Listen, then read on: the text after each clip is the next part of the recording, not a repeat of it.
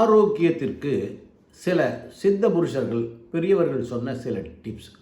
காலையில் நீங்கள் தூங்கி எழுந்த உடனே கண் விழித்த உடனே எதிரில் பார்க்குறது ஒரு மகான்களுடைய படமோ இல்லை ஒரு பறவைகளுடைய படமோ இருக்கணும். அதே மாதிரி நீங்கள் கட்டிலில் படுத்திங்கன்னா பூமியை தொட்டு கும்பிட்டுட்டு ஒரு 5 நிமிடம் எழுந்து உட்கார்ந்த இடத்துலையே ஒரு மூச்சு பயிற்சி செல்லுங்க. ஒன்றும் பெரிய மந்திரங்கள்லாம் இல்லைங்க. ஓம் அப்படிங்கிற அந்த சொல்லை, அந்த மந்திர உச்சாரணத்தை, அதுதான் பிரணவ மந்திரம். அதை அப்படியே சொல்லிக்கிட்டே இருங்க ஒரு 5 நிமிடம்.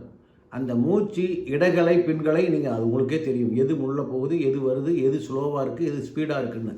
இதை நீங்கள் கவனிச்சிங்கனாலே ஒரு 5 நிமிடம் உங்களுக்கு மிகப்பெரிய உடலில் ஒரு மாற்றங்கள் வரும். கையை அப்படி தேய்ச்சி முகத்தில் தடவுங்க. போய் தண்ணீரை பிடிச்சி வச்சுட்டு அப்புறமா தண்ணீரை உபயோகப்படுத்துங்க. தண்ணீரை முதல்ல சேமித்து வைக்கணும், அப்புறம் தண்ணீரை உபயோகப்படுத்தணும். நிறைய காலையில் சுடு தண்ணி குடிக்கணும். வெந்நீர் காலையில் எழுந்த உடனே வெறும் வயிற்றில் ஒரு 2 டம்ளர் குறையாமல் சாப்பிடுங்க. சாப்பிட்டு கொஞ்சம் தூரம் சின்ன நடந்தீங்கன்னா உங்களுக்கு மலஞ்சலம் கழிச்சிருக்கீங்க. பெரிய ஆரோக்கியம். அது காலை கடன்கள்னு நம்ம முன்னோர்கள் வச்சுருக்காங்க. அதை செஞ்சுட்டு குளிக்கும் போது உங்களுடைய உடலில் எதிரில் கண்ணாடி வச்சு உங்கள் உடலில் இருக்கிற பாகத்தை முழுவதும் பாருங்கள். அது மிகப்பெரிய ஒரு மேத்தமேட்டிக்ஸ்.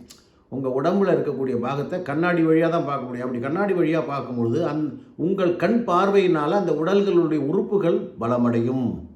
ரொம்ப சிறப்பாக இருக்கும். அது ஒரு 2 நிமிஷம் பாருங்கள் குளிக்கும் பொழுது. அதுக்கப்புறம் குளிச்சுட்டு சாமிக்கு விளக்கேற்றி சாமி கும்பிடுங்க, நம்பிக்கை இருந்தால். இப்படி சின்ன சின்ன டிப்ஸுகள் இதெல்லாம் நீங்கள் பார்த்தீங்கன்னா உடல் ஆரோக்கியமாக இருக்கும். 65-70 வயசு வரலையும் ரொம்ப சுகர் பிபி இல்லாமல் நிம்மதியாக இருக்கலாம். சின்ன நடைப்பயணம் கொடுங்க. பெரிய மூச்சு இறைக்கெல்லாம் ஓட வேண்டாம். சாதாரண நடைப்பயிற்சி, தேவையான நல்ல ஆகாரங்கள், உணவுக்கு கீரை, காய்கறி, பழங்கள் சேருங்க. 100 வயசுக்கு நல்லா இருப்பீங்க. சப்ஸ்கிரைப் பண்ணுங்கள். வணக்கம்.